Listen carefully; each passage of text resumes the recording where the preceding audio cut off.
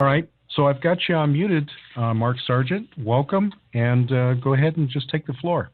Oh, and thank you for having me, Scott. It's a pleasure to be here. And yeah, when it comes to the Hollow Earth and the Flat Earth, is there a connection? People have asked me that since really week one, and yeah, there is. As a matter of fact, we'll do kind of a recap from last time, which is that's how I got into Flat Earth. Was I was looking at Hollow Earth. In fact, I was so into Hollow Earth at one point. I remember vividly taking a road trip out to Mount Shasta in California in the United States to kind of look for, poke around and look for some old, seldom talked about Hollow Earth entrances. I thought that was kind of a cool thing. I loved conspiracies like that. And of course, all the caves and all the access points had been dynamited or welded shut, and everything was pretty locked down. But it was still kind of fun to think about. And that's when I really was, all the Admiral Byrd stuff was imprinted in my head. And for those of you who are kind of new to this, it's like, what are we talking about here? The late Admiral Richard E. Byrd, who took a rickety plane from 1926 up into the North Pole, and supposedly wrote in the diary that he turned into like a journey to the center of the earth type thing, where there was actual physical entrance at the North Pole, and he went inside it and saw this, the land that time forgot type scenario, which was cool. I totally bought into it, and I thought it was a really cool thing, and I still do. I still think it's really, really cool. But what was interesting was when I looked into it, that he didn't stay up there. So, planes were terrible in 1926, where aviation was in its infancy in 1926. But from 1928 all the way up until his death in 1957, he spent the rest of his life looking for something via aircraft in the South Pole, otherwise known in the Flat Earth community as the outer rim or the outer marker or the outer edge, whatever you want to call it. And he was looking out, it was literally 1928 until 1957, a better part of 30 years looking for something out there. And when you go online, you can watch a wonderful interview that he did in 1954 on the CBS television show called The Longines Chronoscope. And it's spelled Longines, and I believe it's a watch company. And it's a wonderful print. It was taken straight from a CBS affiliate, and the resolution is decent considering it's 1954.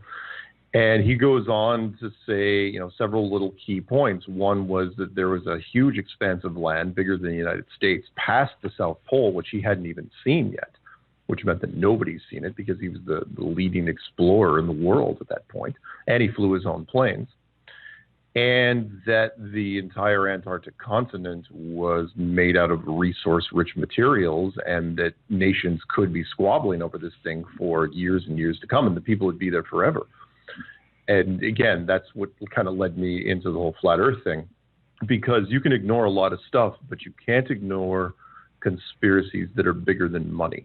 And by that, I mean, even though Admiral Byrd went on television and he said that everything there that the world could ever want, there was an entire mountain range made out of coal, there was uranium, there was oil, there was minerals, and there's nothing you'd had to worry about. It's not like we were going to be chopping down any forest. There was no indigenous plant life, no animal life, except for the penguins on the beach, but those don't really count.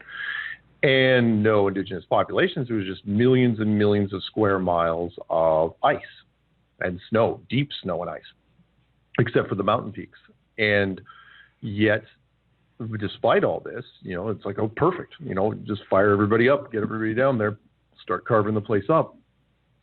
Despite all that, the motivation to be there, and he went on national television and was basically telling the companies they should go there. They put the Antarctic Treaty into place in 1959, and it says in so many words that if you are a corporation, not an individual, but a corporation, you cannot set up shop there ever. And that means any country, and no matter how much money, big players, China, Russia, the United States, no one's going around this. No one's trying to cheat. No one's trying to swindle. No one's trying to cut a backroom deal. How is that even possible? It's not. Plus, why would every nation unilaterally sign this treaty? China needs the resources. Russia needed them after World War II. They were rebuilding. So were the UK. And the UK and Russia and Argentina and New Zealand and Australia and the United States, Chile, they were all down there. And yet they all abandoned it because of something that Admiral Byrd found. And you guys hadn't figured out what I mean by now. I mean that way thousands of miles in from the beach was some sort of barrier, some sort of outer rim. Either that or he found another world on the other side. I don't believe it, though. I think we're in an enclosed system, hence the website enclosedworld.com. Mm-hmm. And that once they found out, it's like, holy smokes, look, we can go into it, but look at all the events that started happening after 1956. A lot of strange things started happening in this world. And it changed us forever. It changed how the government treated us as a civilization. Anyway, but so the Hollow Earth absolutely does dovetail into this. The reason is, because people say, well, you believed in Hollow Earth, but now you believe in Flat Earth. Can they exist simultaneously? Yes, they can, because we don't appreciate how thin of a band of altitude that we exist in. And by that, I mean 95% of our population lives between sea level and 5,000 feet, a mile, give or take. And that's true. At about 7,000 feet up, we start getting altitude sickness for a certain percentage of the population. And once you hit like 10,000, 12,000, it gets really hard to breathe. So you wouldn't need much of a cavern system to supply an entire civilization, which kind of circles back around to what I've been kind of talking about, which is if an entire civilization can live, think about our airplanes, for example. Our commercial air traffic cap out at about 10 miles. Spy planes, if you believe the declassified stuff, cap out at about 20 miles. So if you had a ceiling on a cavern that was only 100 miles high, that's all you'd need. And you could keep an entire civilization in there, which kind of, again, goes back into what are we in right now? People say, well, what's the dome made out of? What's the ceiling made out of? Is it a heavy element? Is it heavy water? Is it a frequency? Is it a solid structure? Is it a firmament, like described in biblical texts? We could be in a hollow earth scenario. Although it is so vast, I don't even know if you could call it a hollow earth, because we're more or less a snow globe. At that point, you just call it, a snow globe underground. But, that's speculation mostly. Mm-hmm. Anyway, that's my opening rant. Well, I know that the Germans, or Hitler, Nazi, they certainly took interest in that. And my understanding from the Lindbergh flight logs and his diary, that he ran into that. What do you know about that? Well, the Lindbergh story was an interesting one.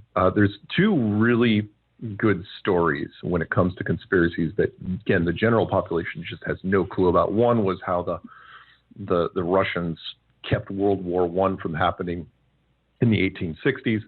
And the second one is how Charles Lindbergh, because pilots are notoriously competitive, like they treat it like any other organized sport, that Charles Lindbergh also discovered the Hollow Earth. Mm-hmm. And that's a very interesting story, because if you believe the Admiral Byrd diary, then you gotta give a little credibility to the Charles Lindbergh thing, which was that he went up there once he heard that Richard Byrd had done it, because Charles Lindbergh was equally a skilled pilot, if not better, and he took his wife up there. He and his wife took a flight to the same sort of region and also saw the same sort of scenario, but they took pictures while they were there. And the story goes that they actually came back to the States, and kind of like, explorers like to show off a little bit. That's the whole point of being an explorer. You don't want to anonymously discover something. You want to talk about it. That's why Richard Byrd was so great with press conferences, which is why he probably was off a little early in his life, in his early 60s, after he discovered it, because they probably went to him and they said, are you going to keep this secret? And if you disagree, And if he was vocal enough, they said, look, he's going to do a press conference. He's going to blow the whole thing. So with Charles Lindbergh, he comes back with pictures, talks to the same sort of guys, and they say, yeah, you're not showing those pictures to anyone. This is not going to be a story in National Geographic. You are going to shut up about this and go on your way. And when he seemed like he was going to, and it sounds like it's straight out of a movie, but, art imitates life and life imitates life, where he was going to talk. And so that's when the entire scenario, people are wondering, where have I heard this Charles Lindbergh, the Lindbergh baby story, which is that they got a hold of him and they basically showed him, this is just a taste of what we can do. Not to mention we can destroy your legacy forever. And when they did that, surprisingly enough, he even went a step further. He kind of upped the game, which was he left the United States, renounced his citizenship, and moved overseas and never came back. Yes. And why not? If he felt that his government treated him unfairly, and but at the same time he wasn't dumb enough to run, to talk to people over in Europe, which he could have done. He could have talked to journalists in Paris and London and those places, but he didn't. Maybe at that point he's thinking, well, at least I've got my wife. But he was going to get as far away from the United States as possible. Not to say, I'm not bashing the United States specifically. Not to say that other governments don't do things for the greater good, but I understand why they did it.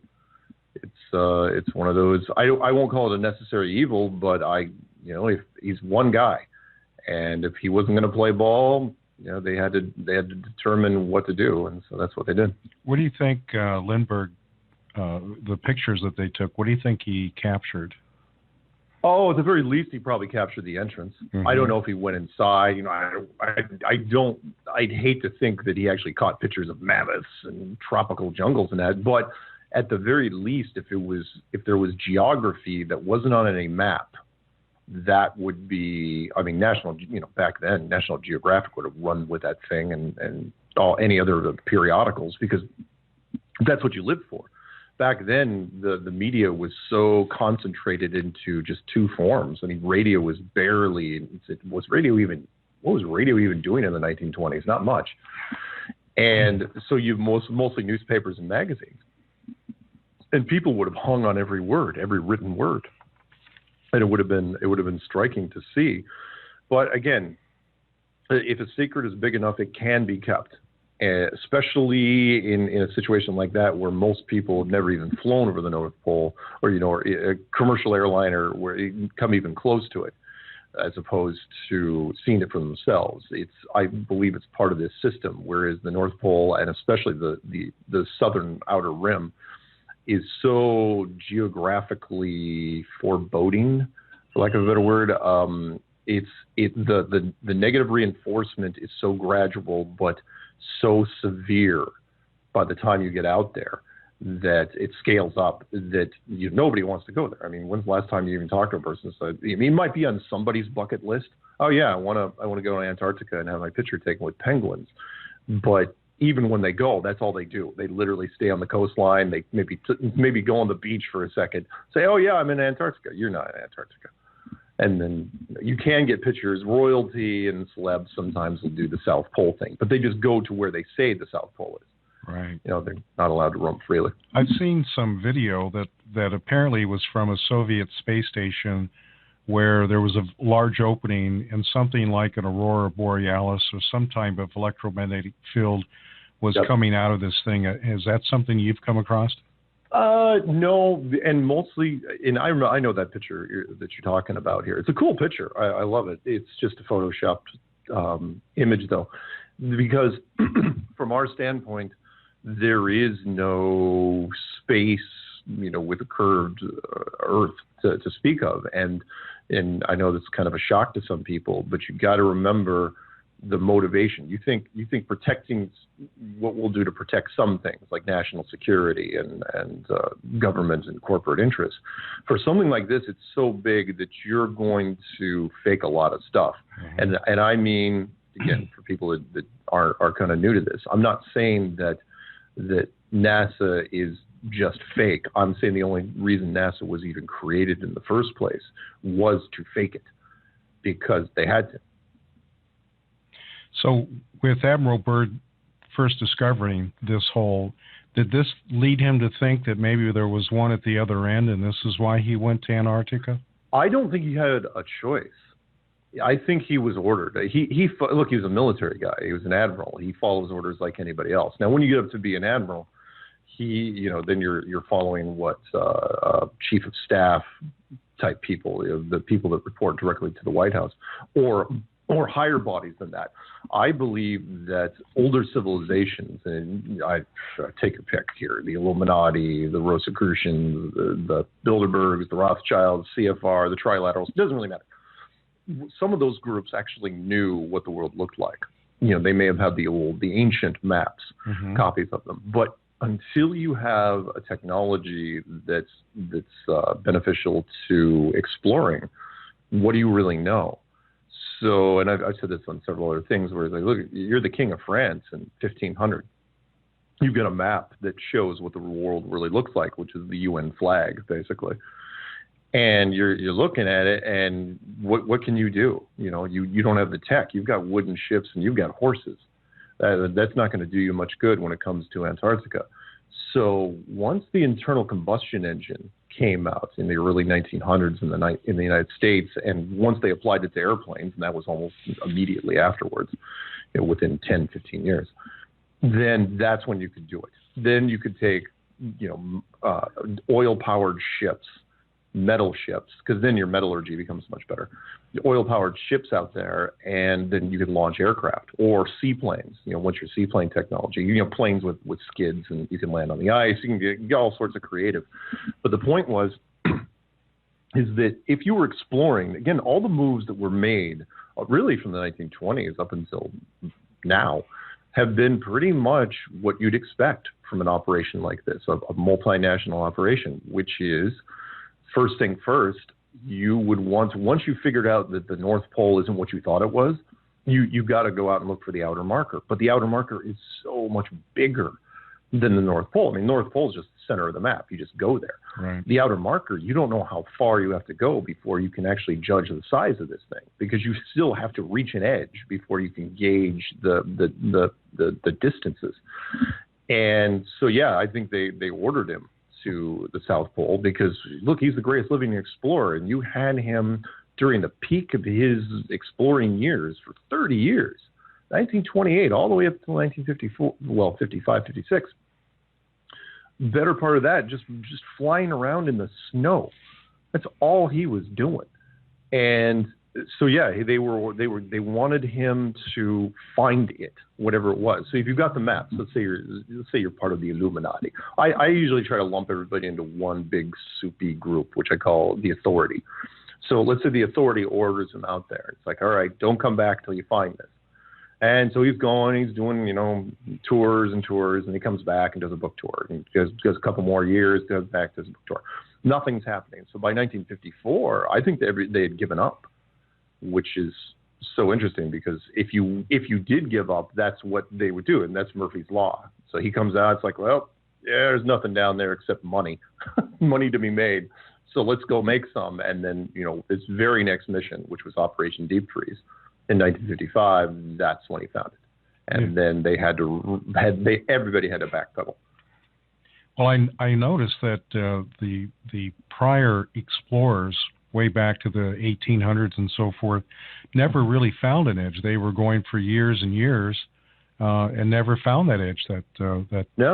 No, and I've got to clear this up because a lot of people will mistake, things we've thought about, because the ancient belief of the whole flat Earth thing is like, oh, the water's going to fall off the edge.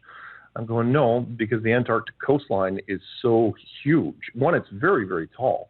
It's not Game of Thrones tall, but it's very, very tall. It's 150, 200 feet straight up of ice. And then what's interesting is the continent, which is unlike any other continent that's out there. It's this giant plateau. Most people don't even know. It's like most of this huge expanse of ice, regardless whether you think it's a continent or a giant ring around us, is at about 7,000 feet. It's huge. That's minimum distance. And then it goes up higher and higher. It's just this giant flat area with nothing on it. And if you're down there trying to explore, I mean, you couldn't ask for, again, if the system was made deliberately, and it was, in my opinion, then you couldn't ask for better negative reinforcement. Let's say you're taking a ship down there, right? Even an early metal ship back in the day, right? You're getting within, 200 miles of the shore, maybe, and you already see icebergs. If that doesn't turn you around, once you get to the shoreline, you get sheer wall of ice, just to get on dry land. And it's not even dry land when you get up there; it's still ice. And then once you get up there, with whatever supplies you brought with you, that's what you have to survive on, because there's nothing to cut down. There's no game to shoot unless you're eating penguins, and that's only going to buy you so much time. And then once you decide to head inland, you don't know how long it's going to be before you. I mean, it's just a horrible. The place just screams, go away. So the government didn't have to do too much. All they had to do was kind of do some subtle nudging here and there, and all of our civilization never decided to go. Well, obviously, Hitler had an idea, and along with his submarines, were already down there. And from what I'm seeing from Admiral Byrd's diary or his flight log, that was something that he'd run into. Now that was during the only break that Admiral Byrd had during his tours, his Antarctic tours, which was during World War II. Everybody that was down on the ice left the ice to go do the World War II thing, right? Except for one country, and that was Nazi Germany. And that turns into a straight up Raiders of the Lost Ark type scenario, which is great. I mean, that's some great storytelling right there. I'm wondering if Spielberg might have grabbed some of it, which is they were the only ones down there. Why was Germany down there during World War II? It was because they were looking, the stories weren't wrong. They were looking for anything metaphysical, anything ethereal that's out there that could help them win the war. Why not? If you could find a secret weapon like the Ark of the Covenant or the Holy Grail or whatever it is, you're going to use it. And so after World War II was over, and Admiral Byrd was literally there at the end. He was at the signing ceremony in the Japanese harbor. I think, was MacArthur there? I can't remember. He might have been there too. And he was there for the signing. And right afterwards, they launched a massive military operation called Operation High Jump. Now, it wasn't like the Normandy operation, anything like that. It was a full-blown carrier group. He took a full-blown military operation down to Antarctica. And to this day, they will never say what it was really for. They were saying, for scientific research. It's like, really, it's a full-blown battle group. You wait for the support ships, the whole 9 yards. And you went down there with a carrier group, and he was the guy that led them. And the stories that are coming out of that they're so wide. They cover such a wide band of possibilities. But the one that I liked, there's two things that happened here. One, whatever happened was over and pretty much forgotten by the time, and this was in 1946. So World War II ended in 1945. 1946 was when Operation High Jump was happening down there. And when he gets down there, whatever he did accomplished its goal in one form or another, whether or not, whatever opponent he had faced down there. If they were trying to root out the Nazi bases, that's one thing. But it was obviously over and done with, because by the time 1954 rolled around, which was only 8 years later, there were lots of countries down there, and everything seemed to be business as usual. So whatever the Nazi problem was in 1954 was gone. It was long gone. There wasn't even an issue. So what happened to the remaining Nazi forces if they were down there? Now, the story that I like was that, and I can't remember where I read it, but it was an interesting little story, was that there was some sort of ancient civilization down there. I'm not saying they're from another planet. I'm just saying that anything you think is a UFO is probably just older versions of us, older civilizations. You can, if you want to call them interdimensional, that's one thing, but they're not from Mars or Venus or anything like that. They're just from here. No different than what would happen if we all of a sudden, flew fighter planes over an Aborigine population that had never seen that before. Or we go on and on. They're like that. What was that wonderful island tribe that we used them as a staging base for supplies for World War II, and we brought them all this cool stuff. Their technology was way beyond anything they ever seen, and they were so sad that they wanted us to come back that they made Gilligan's Island versions of planes as altars, hoping that we would come back with these little planes. I thought it was fantastic. Anyway, where was I going with this? What was the initial question? heading in towards the ice or the finding out about the Nazi bases. Oh, yeah, the Nazi bases. Mm-hmm. So the story that I like, sorry, I go off into the weeds sometimes and I completely lose track, and this is one of my gifts. Or curses. So when they went out there, if you believe the story, was that an ancient civilization was out there on the ice, and Germany knew it, and they didn't have the military forces to stop this carrier fleet, and so they asked this other, the old civilization for asylum, and the older civilization said, okay, you can come with us, but if you come with us, you can't come back. It's kind of like a junior high dance type of thing. Once you leave, you're not getting back in.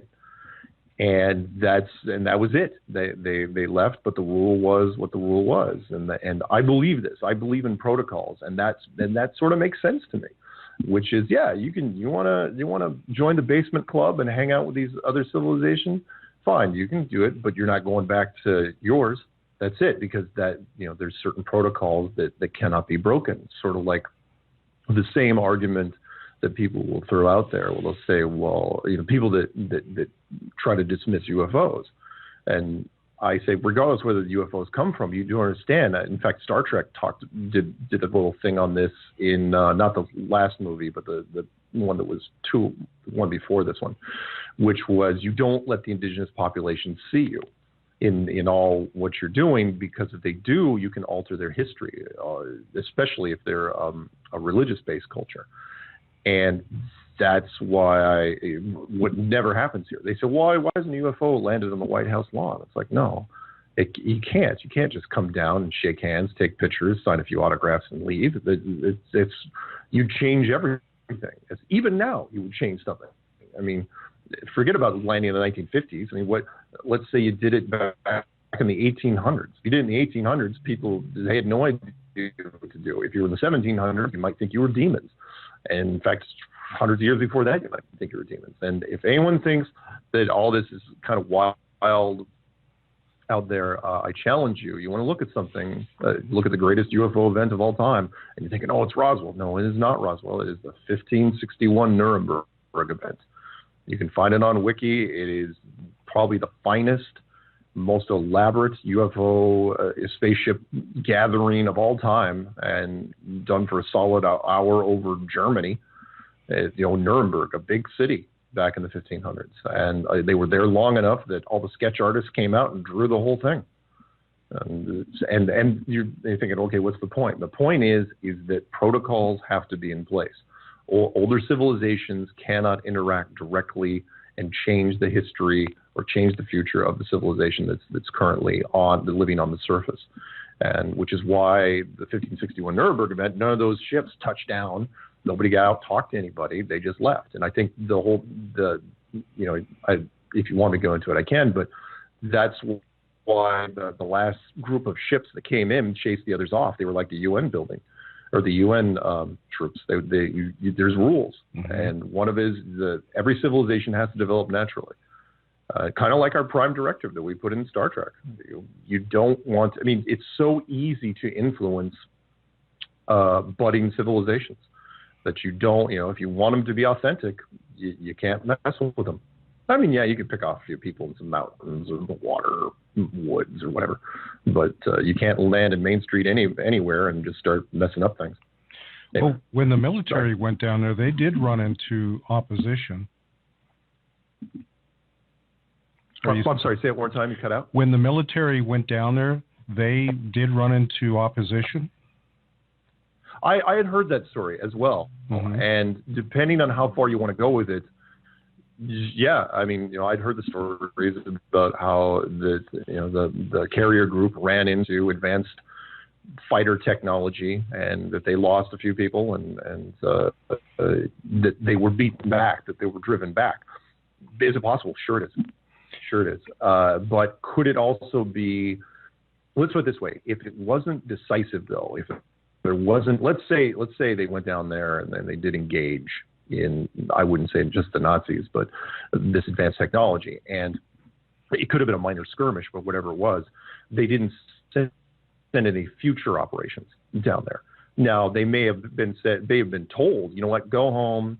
You don't have to worry about the Germans anymore. They're going to be, we will take care of them, and they will never be a part of your world again. And at that point, it's all right. So it's kind of a push. It's not necessarily a win.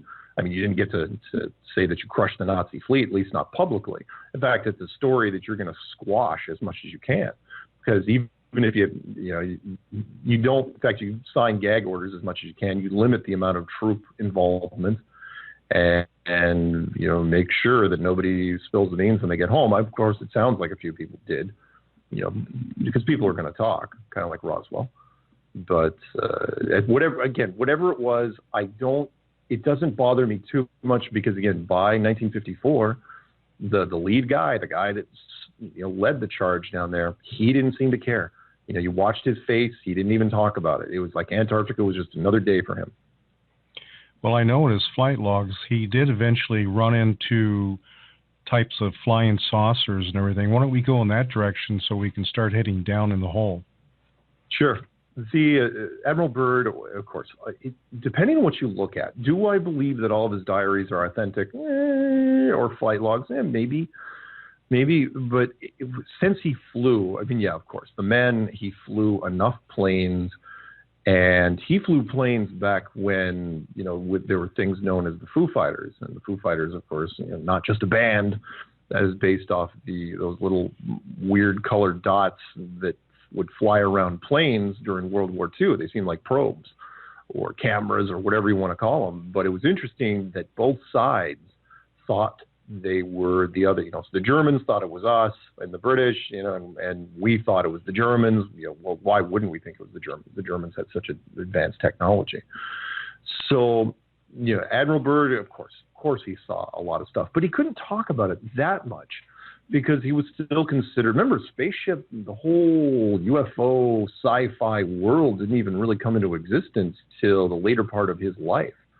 The early movies, like the Day the Earth Stood Still and When Worlds Collide, they didn't come along till later, till the 50s. So whatever he saw, you didn't really talk about that much, because it wasn't that people would label you crazy, because people didn't know how to react. UFOs weren't even a real thing. You got to remember, the first coined term for flying saucer was Kenneth Arnold, which was up here in the Northwest, next to Mount Rainier, of all things, right, where he was flying above them. A training operation where there was, I say training because I've seen the same groups using night vision in Colorado, which is small ships, small craft, not very big, about the size of cars, maybe a little bigger, and they're all linked together by some sort of electromagnetic tether. And they, for safety reasons, nobody bumps into each other. It seems like, honestly, every time I watch them, it seemed like driver's ed. It's like, oh, I get it. You're teaching them to fly. It's very cute. But he saw them from above. He was flying. They were flying above the tree line in the Northwest near Mount Rainier. And he said that's where he came up with the whole, they look like upside down tea saucers. They had that sort of dimension. So, are you still there? Yes. So when Admiral Byrd, from his logs and everything, it says how he then was surrounded and they took him to a certain point, or he saw an opening in the ice and all that. What do you think went on? Whatever that was either suppressed or discredited as much as possible. I mean, the only thing that I know about the diary stuff was, again, it's tough for me to look at it you don't know which parts to pick out and believe. I mean, you can, everyone's got their favorites, of course, but if he was taken inside the core, or inside some sort of hollow earth theory, again, it wouldn't have to be very big, not at all. Even a 10-mile high opening would be nothing. It'd be more than big enough for a plane. Planes can operate in much smaller distances than that. But if he was taken in there and if it was of high importance, they would have kept him there. They would have made up reasons, and he would have kept going to the North Pole. But instead, again, he just kept doing South Pole, South Pole, South Pole, because, again, it made sense. At that point, you think about it, if you're the authority, you want to confirm what is going on. You want to confirm the old maps. And the first thing you need to do, again, is to create the boundary. And they did that brilliantly, because once you have the center point, okay, fine, let's find the first outer edge. That took a long, long time, even with refueling, which meant the outer edge is thousands of miles from the coastline of Antarctica. It's not like the Antarctica. The edge is not what everyone thinks. It's this hard edge. Oh, the Antarctica, that's it. That's the edge of the world. No, it's probably thousands of miles inward, enough that if you have decent prop planes back in the 1950s, you still weren't finding it. And of course, you're going to search in a grid pattern. You're not, but eventually you're going to figure it out. But do I believe that everything they said about the North Pole was true? Maybe, or was it a decent distraction enough that it kept people from looking at the real target? Because that's how I got into flat Earth. The only reason I got into flat Earth was that when I was looking at Antarctica, Richard Bird's name came up. In fact, if his name hadn't come up as many times down in Antarctica, I probably wouldn't have paid that much attention to it. And then, I started putting the things together, all the weird things, the high altitude, nuclear weapons testing, and, by the United States and Soviet Union, and then the Antarctic Treaty, and then NASA being formed, and then it just keeps going on and on from there. Well, I understand, too, that 2002, a California TV crew disappeared who went down there to film the documentation of some type of terrain underneath the ice. Do you know anything about that? Yeah, I'd heard about it. Again, if they were down there and they went to the wrong place, they are going to be taken care of. This is the big reason that you cannot underestimate what the powers that be will do to keep certain secrets. This thing is so important that you don't even want to let corporations go to. You will rather sacrifice billions of dollars in generated revenue to keep people out of there because they say, well, why would the Antarctic Treaty be so important? Because if you're an oil corporation that has billions at revenue that you can get, in multiple different forms, then what happens if you have a plane? Because remember, you can get lost down there pretty easily. You have one of your survey planes goes off course. Are you going to track this plane? Are you going to tail it? Are you going to be able to tail it without them knowing that you're tailing it? What if they start going into a zone where you don't want them to be, where there's things happening that you don't want them to see? What happens then? And then on top of that, if you are this corporation and you start encroaching on things, it's like, well, we want to survey this area and survey this area. You get to the point where the government says, yeah, you can't go past this point. And you're the corporation. You go, why? Why not? It's like, well, national security. It's like, what are you talking about, national security? Nobody owns Antarctica. There's just too many weird, awkward discussions and situations where, as a government or the authority or the powers that be, you don't want to be involved in. So it's all or nothing.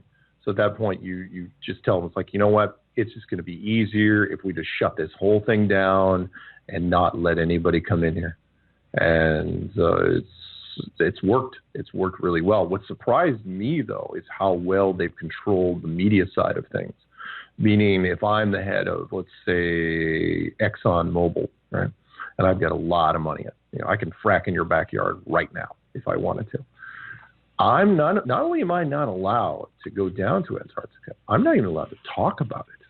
That's the part that raised eyebrows for me, which was, look, I'm the head of ExxonMobil. I know the editor at the New York Times and the Boston Globe and the Washington Post and so on and so on. Why can't I go into one of these newspapers and say for years and years and run a full-page ad? Full-page ads would have been fairly cheap back in the day. And say, it'd be really great for my company to go down to Antarctica. And they're not even allowed to do that. And lobbyists down in Washington, D.C. in the States, they have the most powerful thing that's out there. They can influence anybody. Lobbyists aren't. When's the last time you even saw a story? A story anywhere, and this is the internet age. Yeah. When you saw a story of anybody that's fighting to get rights to go into Antarctica?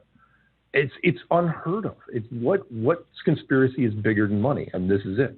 It doesn't. This is beyond money. That money, because this goes into a whole culture fragmentation potentially of bad things that could happen. Look, there's even a 2% chance that the population would turn to pitchforks and torches and start going after people.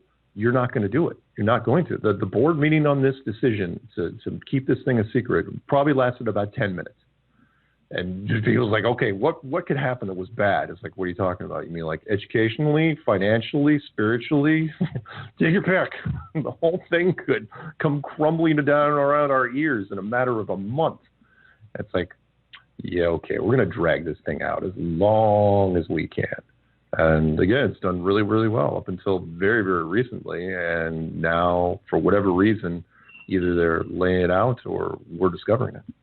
When we get towards the entrances or whatever way would be into the Earth itself, do you think that it's ice covered? Do you think that there's vegetation around it? Google Earth has kind of blacked a lot of things out. What do you think? Well, one, you can't trust Google Earth anyway, or the GPS system, because it's all fabricated. So kind of like GPS system, people say, well, no, I use GPS to do stuff. It's like, look, GPS was designed by the United States Department of Defense back in the 90s. It's pure military. So they can not only, on small doses, they can tell you where to go to get your morning coffee, but they can also guide your plane around things. If they don't want you near something, they can correct the course in that plane in 2 seconds. Most planes pretty much fly themselves. But when it comes to the hiding, things like any entrances, they're well hidden. And they've had 6 decades to do it in almost an unlimited budget. The only thing that they have a limit on is technology to do it with. And so you might as well ask at that point, I'd answer it the same way I do when people say, what's the firmament or what's the dome made out of? But take your pick. If you're into science fiction, there's a half a dozen disciplines you could turn on. Is it a high frequency? Is it a electromagnetic field? Is it a heavy element? Is it a heavy water? Whatever force field technology you want to come up with, take your pick. It could be used, but whatever it is, it's probably using some sort of stealth material, so that even if a random something or other came by it, they wouldn't notice it. Wouldn't be glaring. Well, wouldn't be red. Yeah, I've seen lots of claims that once inside, there's lakes or oceans or even suns, all kinds of other types of inhabitants, whether they're human or reptilian or whatever. What have you come across?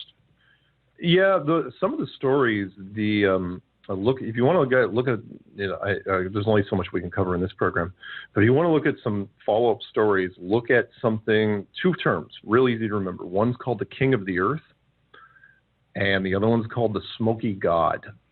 Smoky God is very, very interesting, about other older cultures that went by boat and supposedly got in there, where they ran into the vegetation got more and more lush as they got to the North Pole. And then when they got in, it did literally turn into one of our many movies about the journey to the center of the Earth, and where there's older beings. And I've talked about this in different things for years, but I never decided to make any videos on it because it's like, well, it's just my idea. But my idea was something I came up with called the Basement Club, which is any civilization, once it reaches its apex, and we'll use a Terence McKenna term, once novelty has run out, Once there's nothing new under the sun or on the surface, we'll just flip those two, then that civilization has to make way for another civilization. Now, whether or not that civilization goes through a catastrophe or some sort of golden age, either way, you got to get off the dance floor. Right? So what's the saying that they say? You don't have to go home, but you got to get out of here. And I think any surviving members of older versions, because I firmly believe, at the very least, that we are not the first civilization to rent this apartment. Anyone has any doubts in that, look at the sunken cities off of Japan or India, or look at the pyramids, how old they really are, or the Bosnian pyramids. So there's so many out there. And once that civilization leaves, they're allowed limited contact with the surface, but they have to go somewhere. So where are you going to go? Again, subterranean systems can be extremely comfortable. And why not? I mean, what's the difference between a subterranean system and a system on the surface that's enclosed? Is there really any difference? I personally, like, you're choosing between one apartment and another. And so I think that other civilizations absolutely are looking down there. The question is, what were they, the backstories are the most fascinating. What were they based off of? How long did they live? How did they end? We're talking about the theory of Atlantis and the continent of Mu. Were they, if we were based off of mammals, were there some that were based off of reptilian?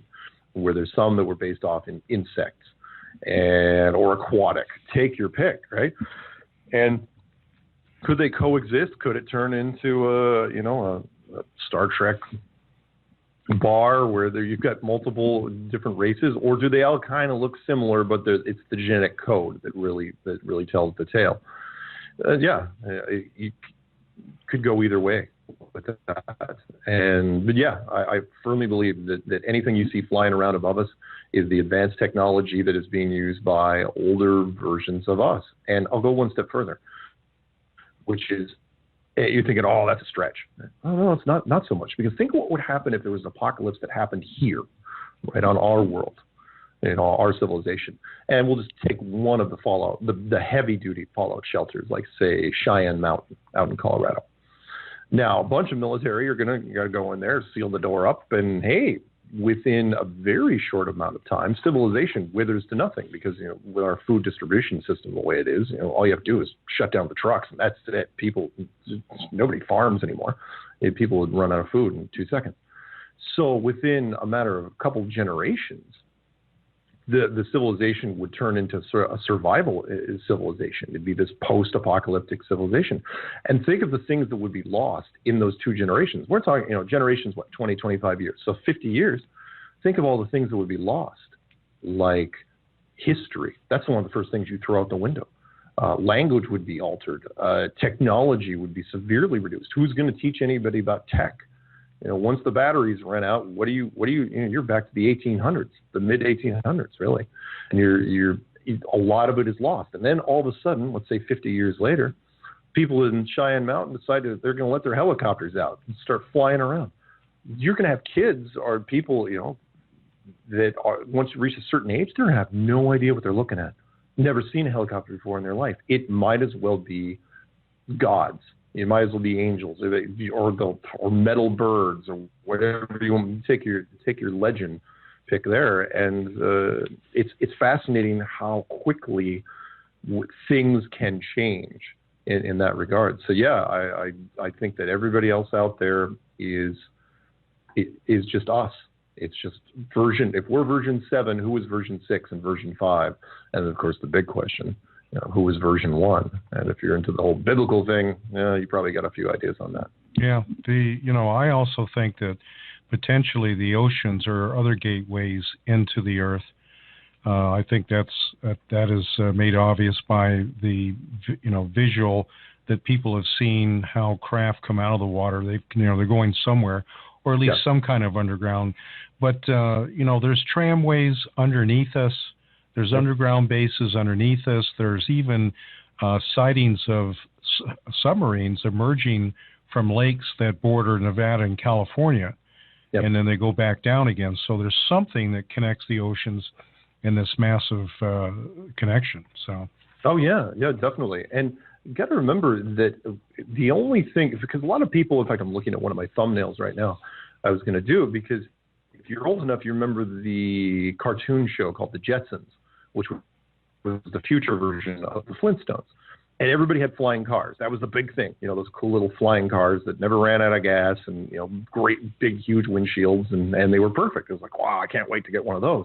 We should have had flying cars by now. And really, any UFO technology is based on this. It's based on the UF engine, the Unified Field Engine, which is based on the unified field, the equation that's never been released that Einstein supposedly was working on, and I think he finished, but he wasn't going to let us have it, which was the balance between electromagnetic waves and gravitational waves.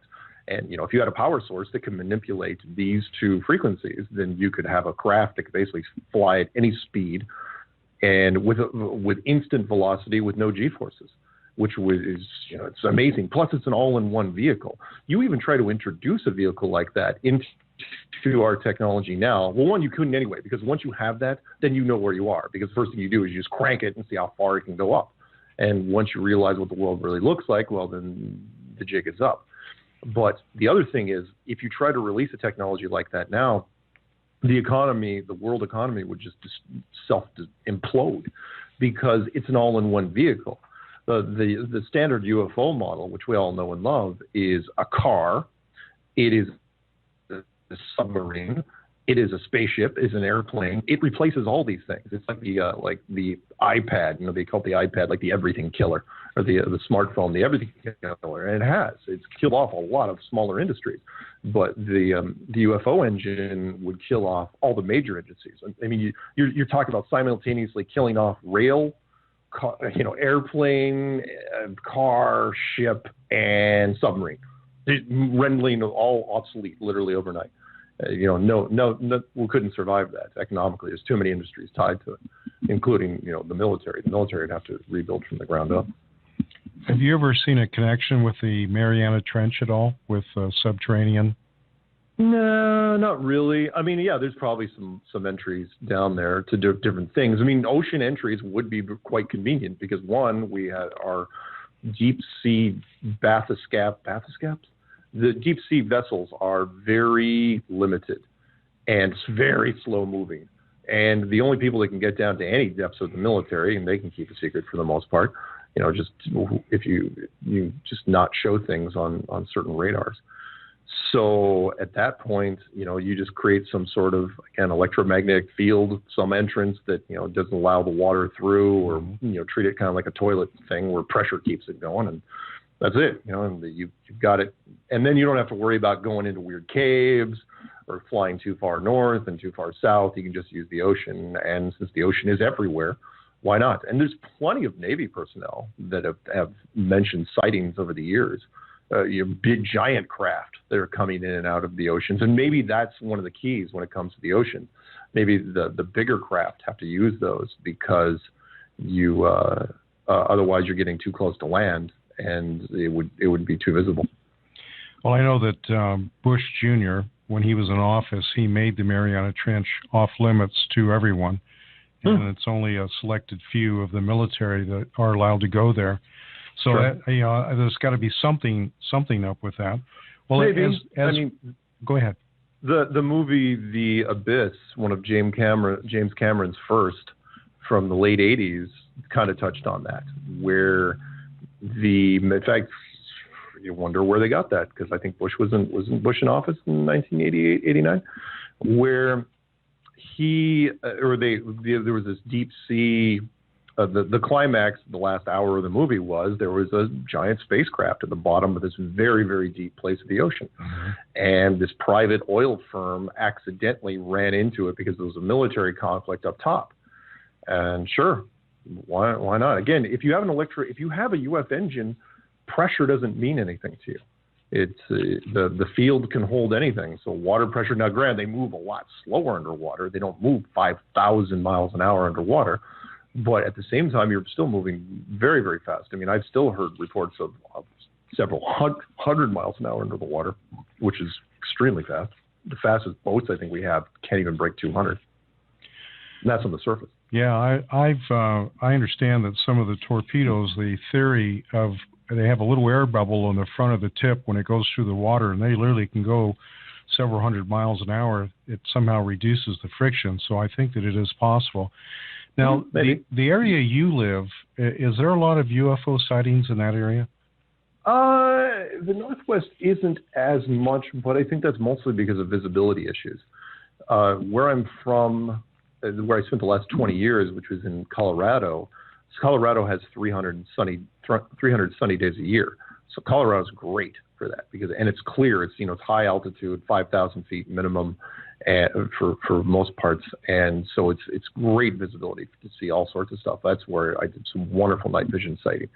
Out here in the Northwest, though, there's a place down south of Seattle that gets 220 overcast days a year, which is, means you're not seeing anything really. It's very, very, very, very limited to what you can do here. I mean, I've gone out on some clear nights and I have seen things, sure, but I have to wait for the clear nights. Whereas in Colorado, you don't have to wait at all. I mean, most nights are clear. Yeah. Colorado is technically a high desert.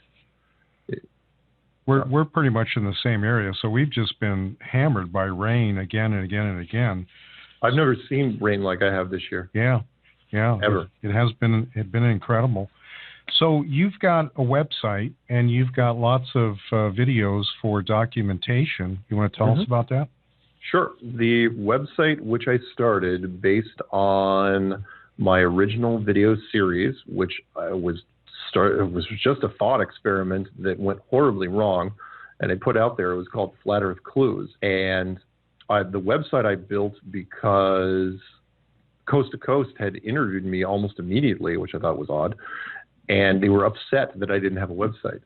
So it's like why would I have a website? I didn't even think this thing was going to catch on. So the website is called enclosedworld.com. Because not only do I believe that the world that we live on is flat, I believe that it is a giant enclosed system, like a terrarium / planetarium / wildlife preserve / Truman Show / Hollywood backlot. It's basically you're in a building, is what I'm saying, and the building is so big that you can't see the boundaries. And we figured it out. The government figured it out in the 1950s, and they decided not to tell anybody. The videos, all the videos. If you go online, all you have to do is go to YouTube. That's probably the easiest way. And type in, if you want to see my stuff, type in Flat Earth Clues. 3 words, Flat Earth Clues. Or you can just type in Flat Earth and you can see everybody's. And there's a huge amount of content now. I'm just envious of anybody that gets into this concept now, because the wall of content, you'll lose sleep for weeks. And I got to warn the people that are listening. If you try to get into it, first off, if you are happy with the life that you're living and you don't want to mess with it, sort of the neo-matrixy thing, don't look at this. Don't do it. But if you do, I'm not going to be held responsible, because you are going to lose a whole bunch of sleep, because it completely messes with your normalcy bias, and you'll think you've gone crazy for a while there. But once you come out the other end, it's a fun ride. Yeah, well, it took a couple years for me to transition over. I first looked at it and thought about it, and then finally it was just a day, it's got to be. And so that was why I had you on a couple months ago. Yeah. Do you have some contact information in case someone's got a question? Sure, you bet. You can email me. I've only had one email in my life, except for corporate emails, and that is sargent23@comcast.net. And if you don't remember that, that's fine, because it's literally in the description page and of every video I make, and it's on the end of pretty much every video I make. My phone number, if you want to call and leave phone messages, is 303-494-6631 or 720-897-6111, and those numbers are also out there. And again, everything goes to voicemail. I have to screen. I put my phone number in literally the first video I made, and thinking, oh, well, because I wanted to say, if anyone thinks they can prove Flat Earth wrong, go ahead and call me. And nobody called me to everyone just called me, thanking me, and then the interviews and stuff started happening. So yeah, that's the easiest way to get a hold of me is by email. Email is probably quicker because I can get through them faster. Phone messages, I appreciate all the phone messages. And if anyone wants to, to talk to me about other things, just either way. Right. I didn't get a chance. Been very, very busy to get your stuff up on my site on Tinfoil Hat Club, but I will do that tonight, and I'll confirm all the information on the website. So as I close out here, is there something you want to finish out with? Yeah. This thing has gotten so big. Let me close with a, what you could be missing type of thing. In case you've been hiding under a rock for the last, better part of 2 years now, something's really been happening with our civilization, which is if you typed flat Earth into a search engine, even in the beginning of 2015, you would have gotten maybe 50,000 results. You type flat Earth in now, you sort by upload date, we're pushing about 17 million.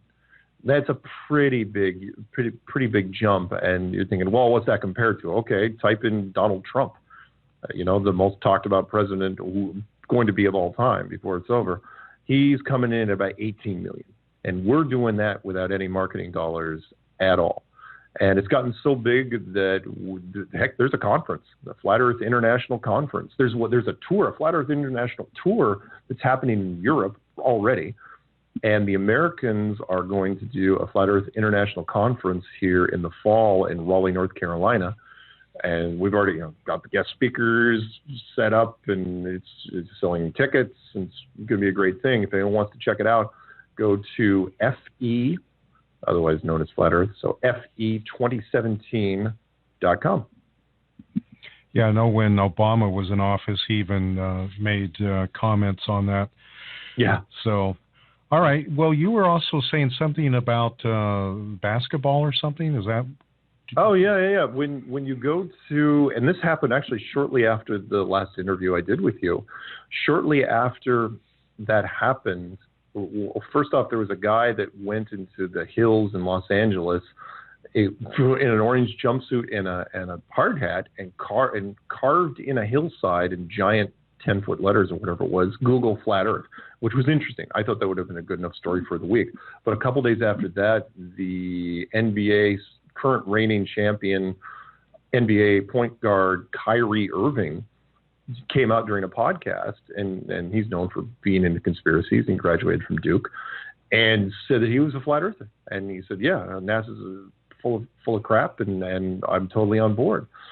And he did this just before the All-Star game. So when he landed, all these reporters were waiting for him because the All-Star is all about the media. And then his teammate LeBron James comes in and doesn't condemn him for it. Draymond Green starts talking about it. And then immediately all the sports stations, ESPN just ran, every show they had. Time was 120 Sports, First Take, The Jump, Sports Nation. They all started talking about it. And just when I thought it was going to settle down a little bit, and of course, they drug Neil deGrasse Tyson, and it was on Bill Maher, and I'm looking at Mike and Mike. Just when it started to settle down a little bit, then Shaquille O'Neal, the living legend, Hall of Fame NBAer, he came out during one of his podcasts and said he was into flat Earth. And that generated a huge amount of controversy. Now, did he come backpedal 5 days later? Yes, he did. And he did it on national television. It looked very scripted, but it didn't really matter. It took him 5 days to backpedal. It's not like he did a media blackout. It took him that long before his agent finally convinced him. It's like, look, Shaq, you make $20 million a year in endorsements. You don't even play anymore. So you might not want to mess with that. And he's right. A lot of money is involved there. And so Shaq backpedaled a little bit. But the mainstream media exposure was massive. And that was just a couple months ago. Not even a couple months. It was huge what happened. And so we've been riding this wave now, this big push, and the timing couldn't have been better because that's when all of a sudden we started pushing the conference and so many more, millions and millions and millions of people. I mean, heck, Kyrie Irving alone has millions of Twitter followers, just him, let alone the other guys that are out there. So, and it's out there permanently. So if you type in flat Earth into just into Google, you'll run into a lot of celebrities recently, which is mostly athletic, which is an interesting thing, but it made sense because, especially with basketball, they're on the road a lot, which means they watch a lot of media, and can't wait to see if anybody, because baseball season's just starting up, hope a few baseball players jump in on this. Well, Mark, I want to thank you for being on tonight. It's been a couple of months, and when we did the Flat Earth, in fact, if you go back to the archives, that you'll find that, and I think that you also made a video of that show too, or that's what you've been doing, and you'll probably do one of this as well. Yeah. Right. I take the interview and then I put a bunch of Flat Earth slides behind it. I don't sync it up with anything because it just takes too long. Sure. And then I put it up on YouTube on my YouTube channel, so you'll be able to find it. You can go to my YouTube channel. It's called Mark K. Sargent, but again, it's not as easy as to remember as just typing in Flat Earth clues, and eventually you'll get to me. Right. Okay. Well, then when you have something, your new projects or whatever you're doing, we'll have you back. Does that sound pretty good? Yeah, sounds great. Okay, Mark. Thank you very much. Thank you.